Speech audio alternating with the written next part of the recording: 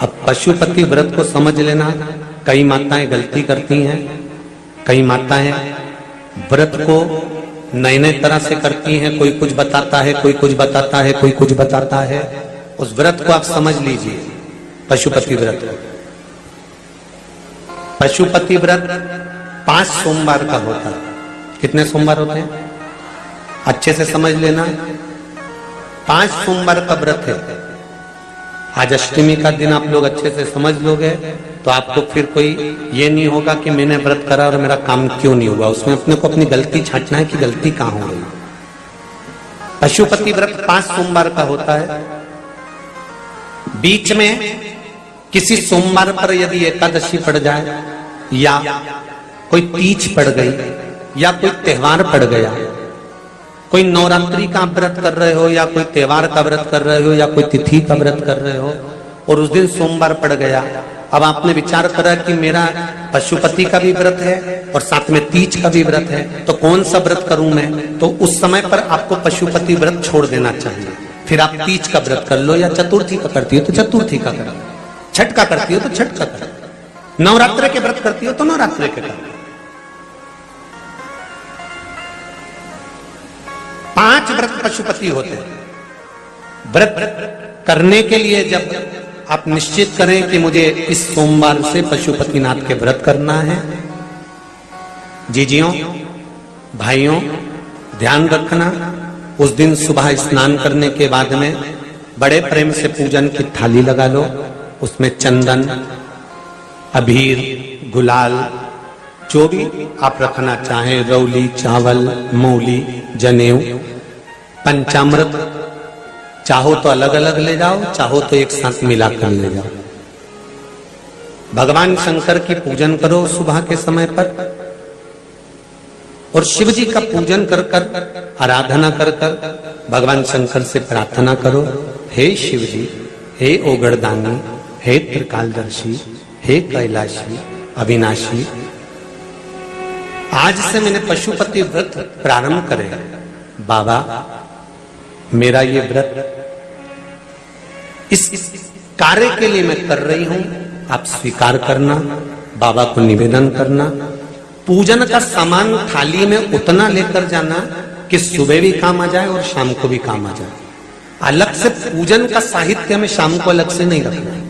थाली में उतना ही रख के ले जाओ जितना सुबह भी काम आए और शाम को भी काम आए। बाबा को निवेदन कर कर पूजा की थाली वापस ले आओ। शाम के समय पर घर में मीठा बनाओ, 6 दिए रखो थाली के अंदर घी के, और दिए रखकर मीठा ले जाकर मंदिर में पूजन करो। शाम को स्नान कराने की जरूरत नहीं, पंचामृत स्नान की जरूरत नहीं है। शाम को तो केवल जल का छींटा दे दो, पंचामृत का छींटा दे दो, बाबा की पूजन करो। पूजन कर कर प्रसाद के पहले 3 हिस्से करो। 3 हिस्से करने के बाद फिर आप दिया लगाइए। फिर बाबा को कितने दिए लगाना है? जम के बोलो, 5 दिए लगाना है आपको शंकर भगवान। 5 दिए लगाइए, एक एक दिया जलाते जाएं और शंकर भगवान से पहले सोमवार को दिया जलाते समय अपने हृदय की बात कहते जाएं। 5 दिए पूरे हो जाएं। छठा दिया जलाना नहीं है, उसको थाली में वापस रख लेना। दिए को थाली से नीचे उतारना जरूर। कौन से दिए को? जम के बोलो जरा। छठे दिए को मंदिर में उतारना जरूर और फिर वापस थाली में रख लेना है। प्रसाद 2 हिस्से मंदिर में छोड़ना है, 1 हिस्सा थाली में रख के ले आना है। पूजन कर कर बाबा को निवेदन कर कर वापिस आइए। शाम को जब घर में प्रवेश करो, सीधे हाथ की ओर घर में अंदर जाते समय अपना जो राइट हैंड हो, अपना जो सीधा हाथ हो, उस ओर बैठो और बैठने के बाद उस दिए को प्रकट कर लो, प्रज्वलित कर लो। वहां पर भी शिव जी से प्रार्थना करो, हमारा यह कार्य है, सफल करिएगा। बाबा से निवेदन करके घर के अंदर प्रवेश कर जाओ। भोजन जब जीमने के लिए बैठो, भोजन करने के लिए बैठो, सबसे पहले जो प्रसाद लेकर आए हो उस प्रसाद को खाइए। जो प्रसाद आप लेकर आए उस प्रसाद में से किसी को नहीं देना है, आपको अकेले खाना। उतना ही प्रसाद लेकर जाना जितना खब जाए, छोड़ना भी नहीं। सबसे पहले प्रसाद खाइए, उसके बाद में भोजन करिए। इस व्रत में सुबह आप फलहार कर सकते हो, शाम को भोजन कर सकते हो। भोजन में ये जरूरी नहीं है कि मीठा ही खाना है, नमकीन भोजन भी कर सकते हो। बस मीठा कब खाना है, जब प्रसाद का एक हिस्सा लेकर आओ, वो एक हिस्सा आप खाओ। उसके बाद में जब भोजन करो तो नमक का करो, कोई मना नहीं, मिर्ची का करो, पर उसमें दिखावा ना करो और भोजन करें। ऐसे 5वां जब सोमवार आ जाए, बीच में अगर कोई सोमवार छूट भी जाए तो व्रत करना, पूजन मत करना। कोई रजो धर्म आ गया, रजस वाला धर्म आ गया, कोई कार्य आ गया तो उसमें पूजन करना, पूजन नहीं करना है, उसमें व्रत जरूर करना। और जब 5वां व्रत रहे, और 5वां व्रत जब रहे तो उस 5वें व्रत में जब सुबह पूजन करिए और शाम को पूजन करो, तो शाम को भगवान पर 108 या तो चावल के दाने, मूंग के दाने, या बेलपत्र, या फूल की पत्ती, जो भी 108 चढ़ा सकते हो भगवान को चढ़ाकर एक श्रीफल 11 रुपए उस पे रखकर शिव जी से निवेदन कर कर घर पर आ जाइए, दिया लगाइए और बाबा से निवेदन कर कर प्रसाद पाइए। अगर नियम से कर लिया तो मेरा विश्वास कहता है 5 सोमवार के अंदर ही आपका काम हो जाएगा, 5वें तक पहुंचोगे। ये शिव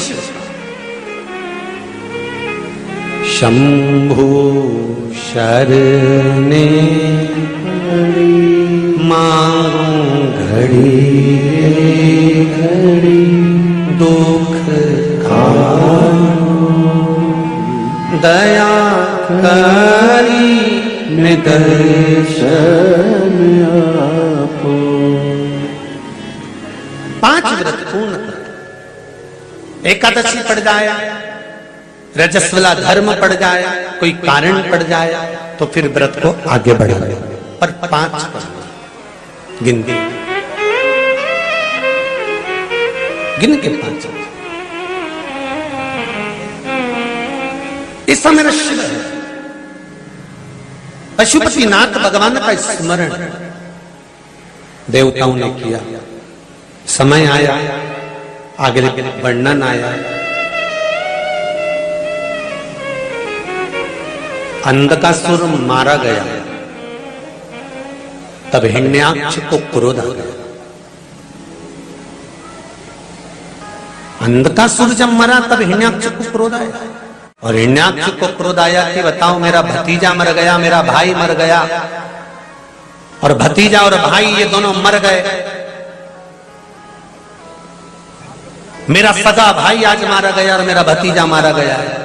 हिरण्यकशिपु को क्रोध आ गया और उसने तुरंत विचार कर लिया कि अब मैं तप करूंगा, ब्रह्मा जी से वर प्राप्त करूंगा। तब ब्रह्मदेव से वर प्राप्त कर, ना नीचे मरूं ना ऊपर मरूं। सुनिए भागवत, ना अंदर मरूं ना, बोलते जाओ, बाहर, ना अस्त्र से मरूं ना नर से, अशुभ, ना दिन में ना ही 12 महीने में। वर मांगा था ना 12 महीने में नहीं मरूं, मेरे लिए कोई 13वां महीना है।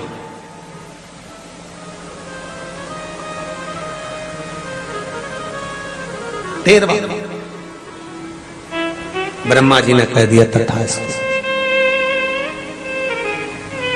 और हुआ वही। आया घर, धर्मपत्नी नहीं थी, कहां गई? इंद्र ले गए। इंद्र क्या गए तो देवऋषि नारद ले गए। नारद जी क्या, इंद्र जिस नारी को लेकर आए थे हिरण्यकशिपु की पत्नी को, वो पत्नी देवऋषि नारद की गर्भित थी, और गर्भित नारी को देवऋषि नारद ने जो ज्ञान प्रदान करा, उस ज्ञान के बल से गर्भ से जो संतान उत्पन्न हुई, उसने जन्म लेते से ही भगवान के नाम का आह्लाद करा, उसी का नाम प्रहलाद हो गया। वो प्रहलाद प्रकट।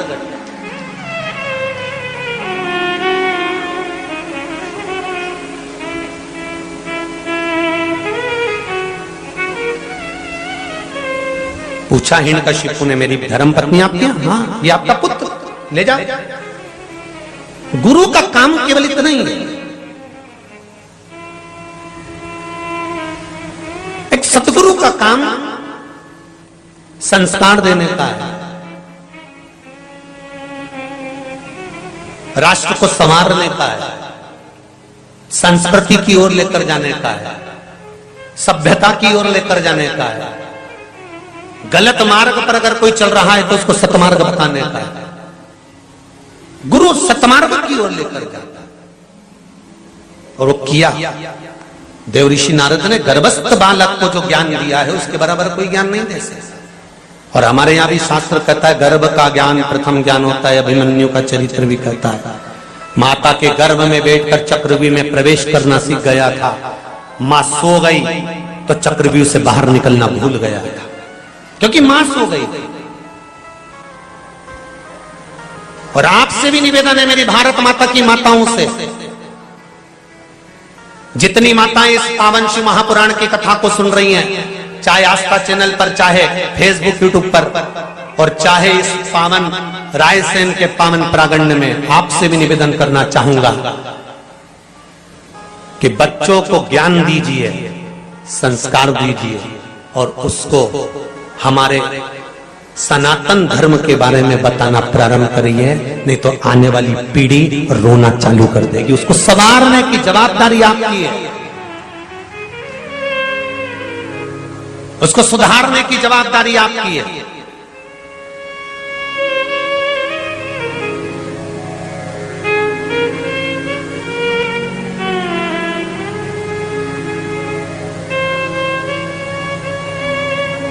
हम तो 3 घंटे के लिए आपके लिए आते हैं व्यासपीठ पर, आपको बोल देते हैं, आपको समझा देते हैं, आपको बता देते हैं, आपको कह देते हैं। कुछ उपाय आते हैं शिव महापुराण के, आपको वर्णन कर देते हैं। कोई स्कंद पुराण में, पद्म पुराण में, अग्नि पुराण में, नर्मदा पुराण में, लिंग पुराण में, वायु पुराण में, ब्रह्मवेत्ता पुराण में, आदि पुराणों में जिसको मिलता है वो आपके सामने परोस देते हैं। पर जवाबदारी आपकी है, आप उसमें से कितना ग्रहण कर रहे हैं और कितना ग्रहण कर संसार को दे रहे हैं, अपने परिवार को, अपने कुटुंब को, अपने बच्चों को दे रहे हैं। ये जवाबदारी आपकी है।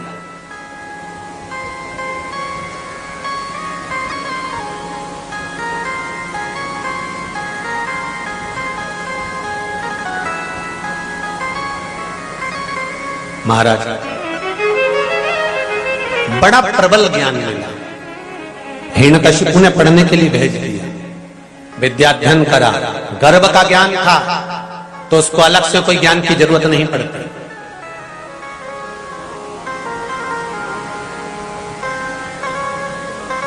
जब गर्भ में संतान होती है तो पहले की बुजुर्ग माताएं कहती थी रामायण पढ़ो, गीता पढ़ो, शिव पुराण पढ़ो, थोड़ा सा काम करो, शरीर से थोड़ा काम करो। आज के जमाने में तो डॉक्टर कह देते हैं बेड रेस्ट, केवल पड़ी रहो और व्हाट्सएप चलाती रहो।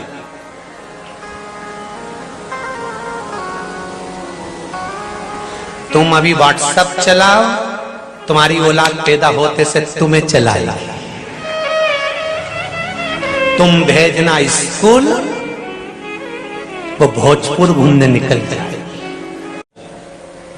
अब पशुपति व्रत को समझ लेना, कई माताएं गलती करती हैं, कई माताएं व्रत को नए नए तरह से करती हैं। कोई कुछ बताता है, कोई कुछ बताता है, कोई कुछ बताता है।